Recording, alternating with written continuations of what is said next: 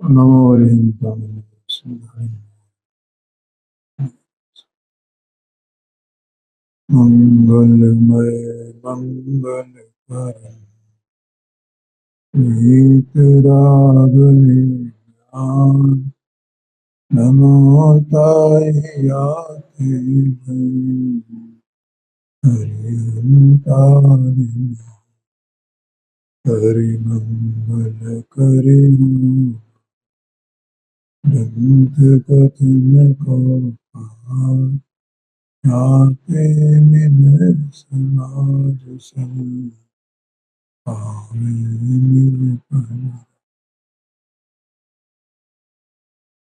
देखो यहाँ पर एक प्रश्न आया था 284 पेज के अंत में। यहाँ कोई कहे अध्यात्म शास्त्र में पुण्य पाप समान कहे हैं, इसलिए अगर शुद्धोपयोग होए तो भला है और नहीं होए तो चाहे पुण्य में लगो चाहे पाप में लगो, एक ही बराबर है। ऐसा उसका एक प्रश्न है, ऐसी उसकी शंका है। तो अच्छा यहाँ पंडित साहब ने उत्तर दे दिया, बिल्कुल सरल। कल अपन ने पढ़ लिया था इसमें। दो तरह के शुद्ध होते हैं, एक स्पर्श और एक स्पर्श। तो स्पर्श से स्पर्श जो है वो हीन होता है, ठीक है। तो इसी तरह से पुण्य पाप शुद्धोपयोग की अपेक्षा समान कहे हैं और संसार के कारण होने से बंद होने की अपेक्षा, बंद के कारण होने की अपेक्षा समान कहे। माने जैसे शूद्र और जाट, ये वो चांडाल और जाट, ये दोनों इनकी एक जाति है, शूद्र की, दोनों की एक जाति है, शूद्र है दोनों। लेकिन दोनों में तो परस्पर कुछ भेद है कि नहीं है। ऐसे ही पुण्य और पाप, इन दोनों की भी एक जाति है। कौन सी जाति है? कि दोनों बंध के कारण है,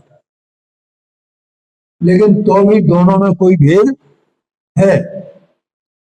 इसलिए शुद्धोपयोग की अपेक्षा तो बे ठीक है कि दोनों एक जैसे हैं, ठीक है, बंध के कारण है दोनों। लेकिन उसको अगर अपन गौण कर दें शुद्धोपयोग की बात को और इन्हीं दोनों को मुख्य करें तो ये दोनों समान नहीं है भैया। फिर पाप जो है वो अस्पर्श है और पुण्य जो है अस्पर्श नहीं है, ऐसा समझना। ये कहा, कल उत्तर दिया था। आगे कहते हैं इसी के संबंध में, ये 2-3 पैरा और हैं। तथा जो जीव जिनबिंब भक्ति आदि कार्यों में ही मग्न है, जो जीव इन्हीं में मग्न रहते हैं, उनको आत्म श्रद्धानादि कराने को देह में देव है, मंदिरों में नहीं, इत्यादि उपदेश देते हैं। ये जो परमात्म प्रकाश ग्रंथ है और एक ग्रंथ है योग सार, और वो दोनों एक ही आचार्य के हैं, आचार्य गुरुदेव के। तो योग सार में 42, 43, 44 ये 2-3 गाथाएं एक साथ आई हैं।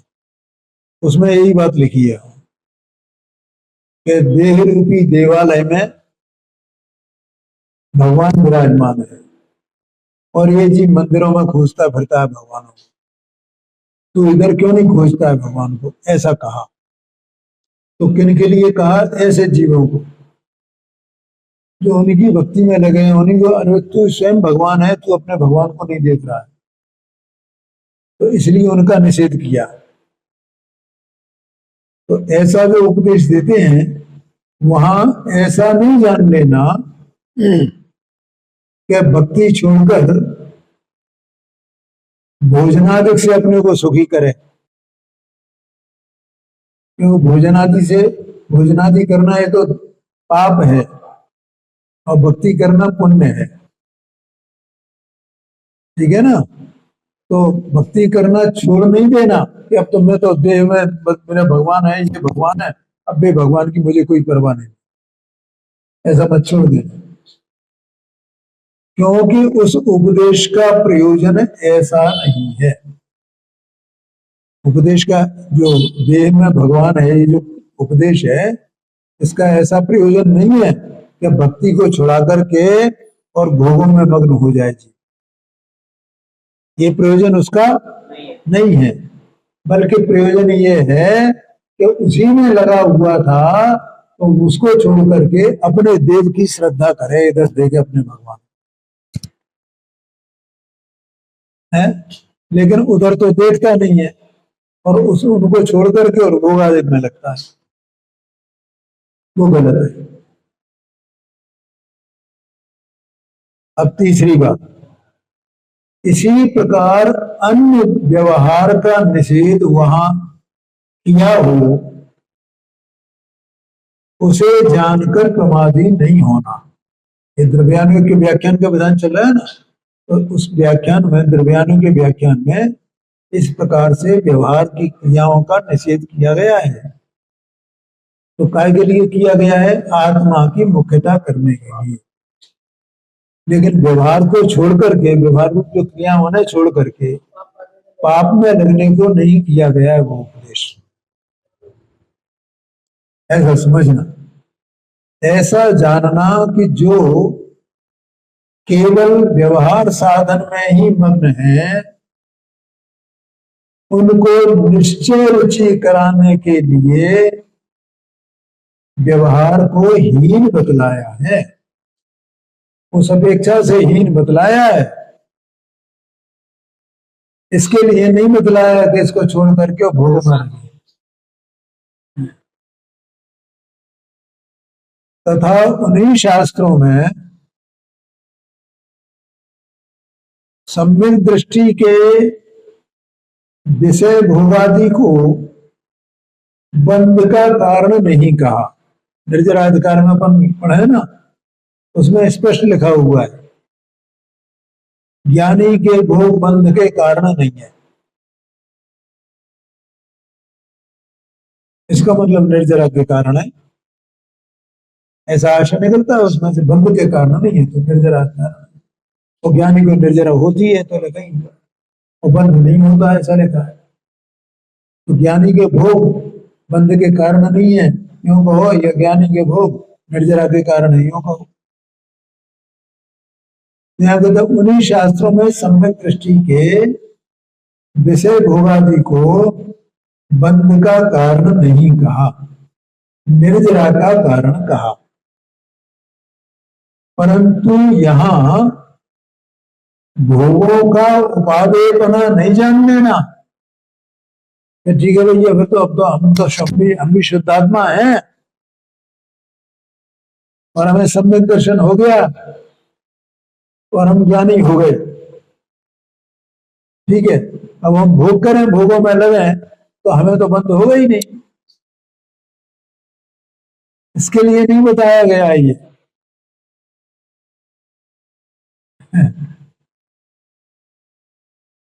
वहां सम्यक दृष्टि की महिमा बतलाने को जो तीव्र बंध के कारण भोगादिक प्रसिद्ध थे, उन भोगादिक के होने पर भी श्रद्धांश शक्ति के बल से बंद बंद होने लगा, बंद कमजोर हो गया, उसे गिना नहीं। समझ में आ रहा है ना? मैंने उसकी मुख्यता नहीं की। जो ज्ञानी को बंद हो रहा है, भोगों के काल में भी जो बंद हो रहा है, तो वो मंद बंद हो रहा है, उसको गिना नहीं, उसकी गिनती नहीं की। काय में बंद में उसकी गिनती नहीं की गई, उसको बंद नहीं माना गया। और उसी बल से निर्जरा विशेष होने लगी। इसलिए उपचार से भोगों को भी बंध का कारण नहीं कहा, निर्जरा का कारण कहा। उपचार से कहा, समझ में आया ना? किसको? भोगों को बंध का कारण नहीं कहा, निर्जरा का कारण कहा। ये उपचार से कहा है। वास्तव में तो जो सम्यक दर्शन हुआ है और उसके साथ में जो स्वरूपाचरण चारित्र है वो निर्जरा का कारण है, भोग निर्जरा के कारण नहीं है। ठीक है? तो भोग को निर्जरा का कारण कहना ये उपचार का कथन है। लेकिन किसको? जिसको सम्यक दर्शन हुआ हो उसको। आया कि नहीं आया ख्याल में? और सम्यक दर्शन के साथ में सम्यक ज्ञान भी होता है। देखो, जो निश्चयभाषी होगा, व्यवहारभाषी होगा ना, उसे एक पता नहीं होता है। क्या पता नहीं होता है?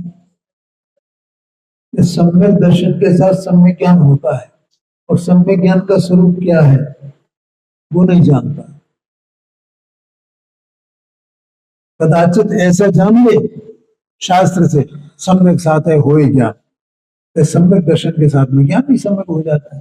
लेकिन सम्यक ज्ञान कहते किसे हैं भाई? सम्यक ज्ञान का कार्य क्या है, उसकी अर्थ क्रिया क्या है, उसे नहीं जाने। और वो नहीं जानेगा तो वो प्रकट हो जाएगा कि ये नहीं जानता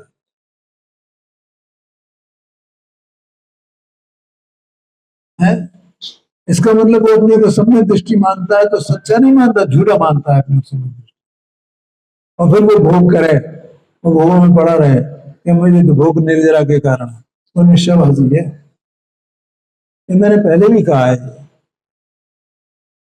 क्या, कि जिसको सम्यक दर्शन होगा वो भोगों की रुचि उसे नहीं होगी। हाँ, नाटक समय सार में लिखा है,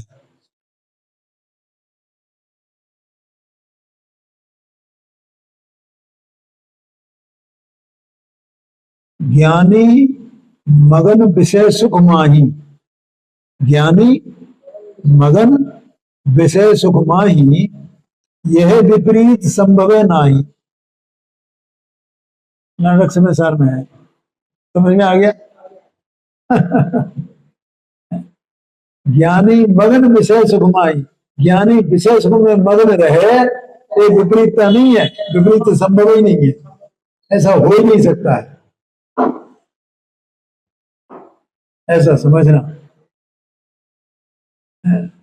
लोग सम्यक दर्शन सम्यक ज्ञान का स्वरूप की खबर नहीं है, सम्यक चारित्र के स्वरूप की खबर नहीं है। और सम्यक दर्शन हुए बिना वास्तव में सम्यक दर्शन का यथार्थ स्वरूप नहीं जान सकता जी। सम्यक ज्ञान का ऐसा यथार्थ स्वरूप नहीं जान सकता, सम्यक चारित्र का यथार्थ स्वरूप नहीं जान सकता, क्योंकि सम्यक ज्ञान स्वयं ही सब जानता है ना, तो सम्यक ज्ञान तो हुआ नहीं, तो अपने को सम्यक दृष्टि माने, तो सम्यक ज्ञान के बिना वो कुछ जानता ही नहीं है, तो ऐसे झूठे मान रहा है। ये बात है। तो यहां ये कहा, समझ में आ गया नहीं है?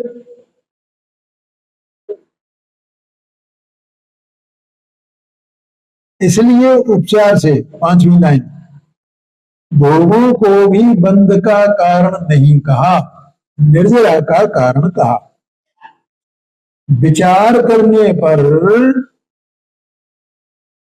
भोग निर्जरा के कारण हो तो उन्हें छोड़कर सम्यक दृष्टि मुनि पर का ग्रहण किस लिए करें? आया कि नहीं आया क्या? अगर भोग ही निर्जरा के कारण तो भोगो ना, फिर निर्जरा हो जाएगी ना अपने आप।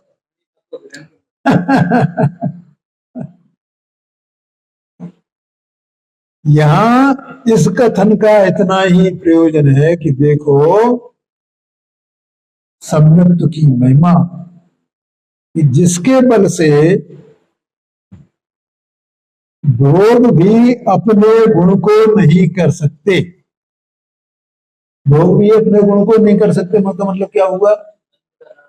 हाँ, ये बात, शाबाश, बहुत बढ़िया। कि भोग भी जो है वे बंध के कारण नहीं बन सकते अपने गुण को। तो भोग का तो गुण ही ये है कि जहां भोग रूप पड़ेगा वहां उसे बंध हो ही होगा। इसी प्रकार अन्य भी कथन हो तो उनका यथार्थपना जान लेना। ठीक है, तो ये जो प्रश्न किया था ना, उस प्रश्न के उत्तर में इतना कथन किया है। क्या हे है, क्या उपादेय है, किस प्रकार से उसका आशय निकालना है। अब अगला पॉइंट चलता है। तथा द्रव्यान योग में भी चरणान योगवत ग्रहण त्याग कराने का प्रयोजन है। इसलिए छद्मस्त के बुद्धि गोचर परिणामों की अपेक्षा ही वहां कथन करते हैं। देखो, चरणान योग में जो ग्रहण त्याग है वो तो बाह्य क्रिया संबंधी है। चरणान योग में ग्रहण त्याग माने क्या? बाह्य क्रिया संबंधी। कौन सी क्रिया छोड़नी है, कौन सी क्रिया रखनी है। ठीक है। और द्रव्यान योग में है वो परिणामों संबंधी है कि अपने परिणामों में किसका त्याग करना है, किसका ग्रहण करना है। अभी अपन थोड़ी देर पहले चर्चा कर रहे थे ना, वो ग्रहण त्याग वाली चर्चा है। क्या कहा? क्या चर्चा चल रही थी कि अपन कर्मों का दोष मान रहे हैं। ठीक है। हाँ, हाँ, तो इस दोष को छोड़ना, त्याग करना, अपना दोष मानना, ये ग्रहण करना। यही है सब, ये सब द्रव्यान की बातें अपन ने जो चर्चा की है।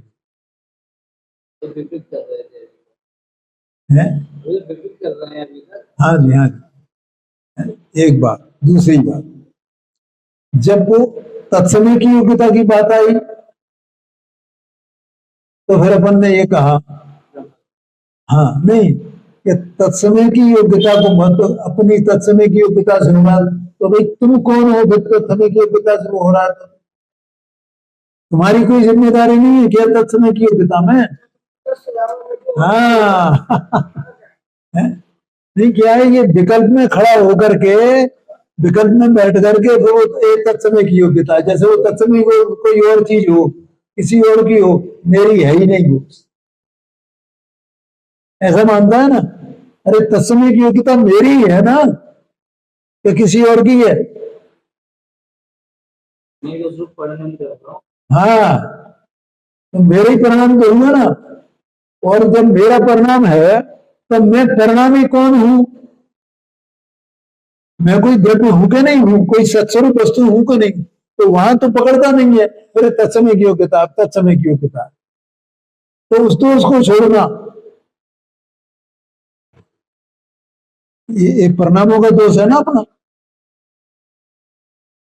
उस दोष को छोड़ना और उसको अपना दोष स्वीकार करना, ये ग्रहण करना है। और मुझे अपने स्वरूप को जानना चाहिए, अपने द्रव्य को जानना चाहिए।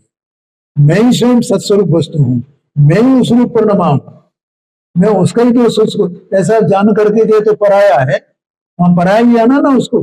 और मैं एक तरफ बैठ गया, मैं उस पर मतलब पर्याय दृष्टि करके मैं तो अलग हो गया उससे, और ये तत्समय की योग्यता मानने लगता था। तो तत्समय की योग्यता तो वो जैसे कर्म को पराया है, ऐसे तत्समय की योग्यता को पराया मान लिया है। उसको भी पराया माना ना, अपना कहा माना। कि तत्समय की योग्यता भी मेरी ही है, मेरा ही परिणाम है, वो मैं ही हूं।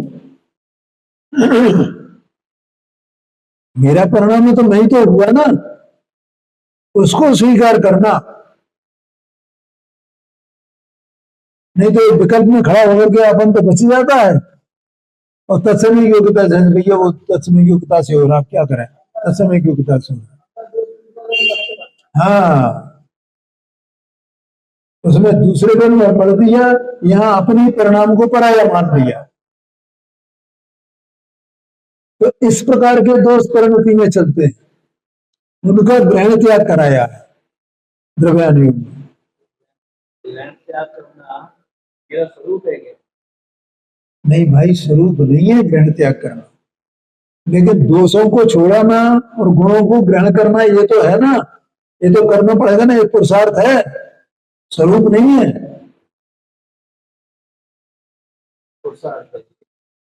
अगर ये नहीं होगा तो पुरुषार्थ किसको कहेंगे अपन? समझ गया है ना भाई? अपन में सुधार कैसे आएगा अगर हम दोषों में ही बैठे रहेंगे, दोषों को छोड़ेंगे नहीं और गुणों को ग्रहण नहीं करेंगे, यथार्थ को ग्रहण नहीं करेंगे और दोषों को नहीं छोड़ेंगे, तो फिर हमारा पुरुषार्थ क्या रहा? इसी का नाम तो पुरुषार्थ है।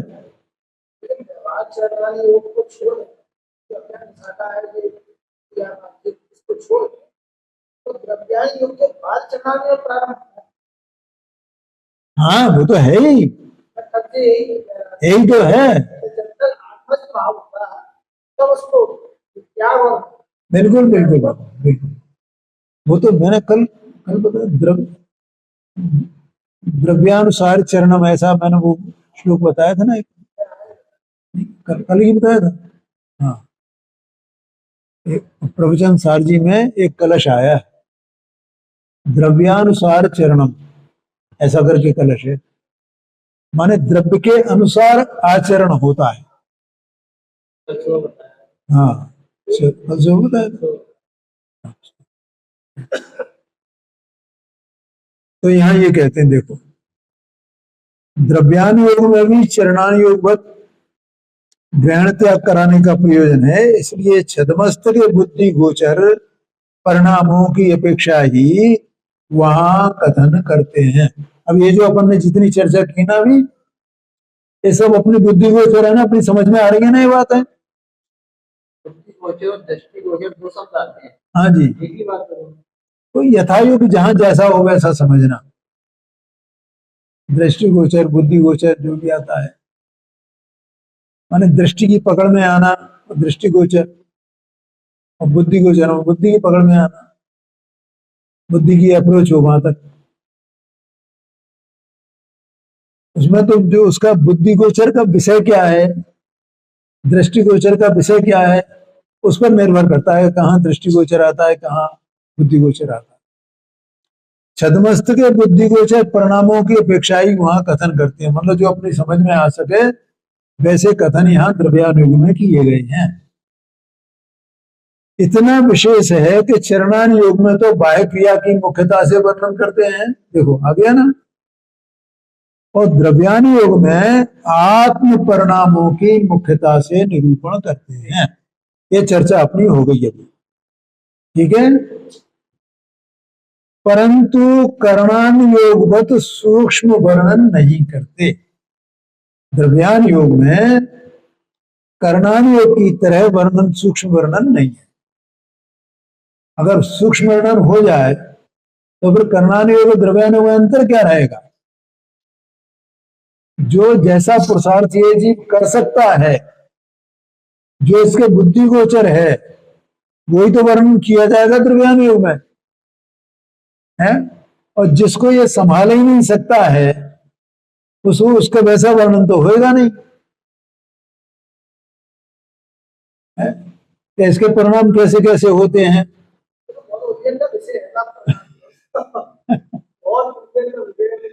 नहीं, वो उलझन का विषय तो है, लेकिन कुछ चीजें ऐसी हैं ना जो अपनी समझ में आ सकती हैं, लेकिन उसमें ग्रहण त्याग नहीं हो सकता है, संभव नहीं है उसमें।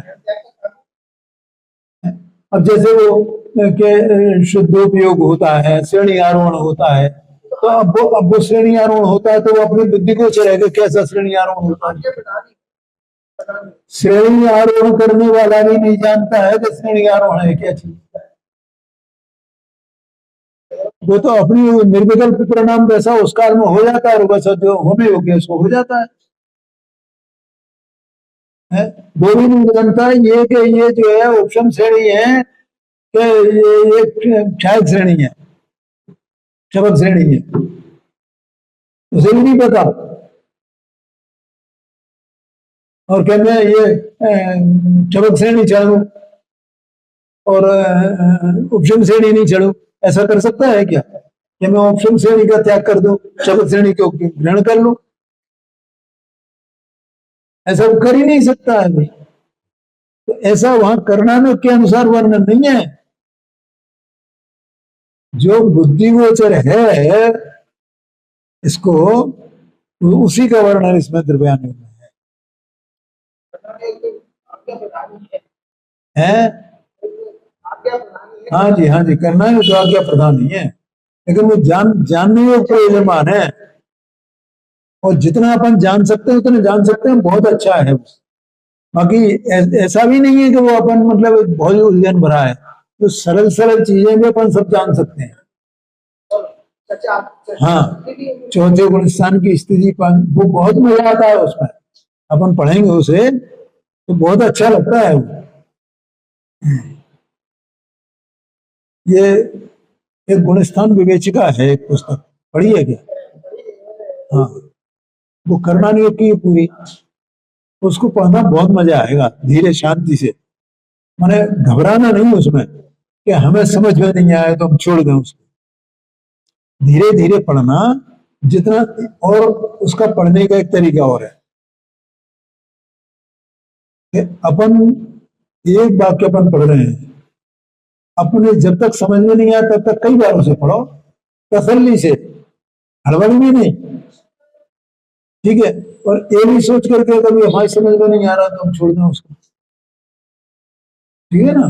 जैसे अभी तुमने पढ़ा है वो 10 पेज, 10 नंबर का पेज, ऐसे छोड़ना नहीं उसको। हमारी समझ में नहीं आया, तुमने पूछा तो वहां पूछो, अपन बैठे तो अपन लोग सब आपस में चर्चा कर लेंगे, उसमें क्या है। हाँ जी, ये बात है। अपना समय भी हो गया है, आगे की चर्चा अपन कल करेंगे, ठीक है।